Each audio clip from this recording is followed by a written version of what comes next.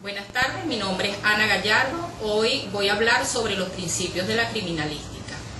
Antes de entrar en materia como tal, es oportuno mencionar que estos principios permiten al criminalista orientar sus actuaciones desde mucho antes que se inicie su labor como pesquisa, ya que estos principios son las bases, son los fundamentos de la ciencia criminalística, bien sea en la escena del delito, bien sea en el análisis de los indicios. Hablando de los principios como tal, mencionamos ahora el principio de uso. El criminal, para cometer sus fechorías, siempre va a necesitar un material específico. Por ejemplo, para lesionar necesitaría un arma blanca, para hurtar necesita posiblemente un hierro, para falsificar necesitaría un escáner para copiar documentos. Ahora bien, ¿cuál es la función del criminalista? El criminalista tiene que conocer estos instrumentos dentro de la escena del crimen, para así convertirlos en indicios y a futuro que se puedan convertir en pruebas. El principio de producción. Los objetos mencionados anteriormente son utilizados en el hecho. Toda acción humana tiene consecuencias, tiene resultados. Es posible que los objetos utilizados queden olvidados dentro de la escena del crimen. ¿Cuál es la labor del criminalista? Ubicar cada uno de los objetos que utilizó el delincuente. Ahora bien, todo depende del criminalista de dar el significado a cada objeto encontrado. Por ejemplo, delincuentes que ingresan a una vivienda, dejan sus huellas, bien sea en el césped, bien sea en la tierra, todo lo que vayan pisando. También de la misma forma pueden, al abrir la manilla de la puerta, pueden dejar sus huellas dactilares. El principio de intercambio. Desde mi punto de vista, este es uno de los principios más importantes.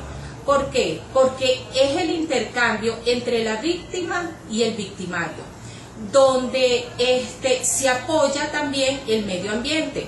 Podemos hablar entonces víctima, medio ambiente, víctima, victimario y medio ambiente. Ya que el crimen es de manera inevitable, el criminal se lleva una parte de la escena adherida a él, igualmente que lo hace la víctima. Por ejemplo, la evidencia que deja la víctima, el contacto con el medio que lo rodea en el momento que ocurre el hecho. También se puede decir que, por más precavido que sea el delincuente, siempre quedan indicios. Es decir, el traslado de la víctima de un sitio a otro puede traer consigo que la víctima lleve, por ejemplo, sangre, la maleza de donde ocurrió el hecho. El principio de correspondencia de característica. Al existir evidencias a través de un estudio técnico, se va a buscar la correspondencia, es decir, la comparación de una evidencia con otra, para encontrar así la diferencia o la similitud en las mismas. Por ejemplo, un delito cometido, un asesinato con arma de fuego. Se busca a través de un estudio técnico el comparar si la víctima, la bala que se introdujo dentro del cuerpo de la víctima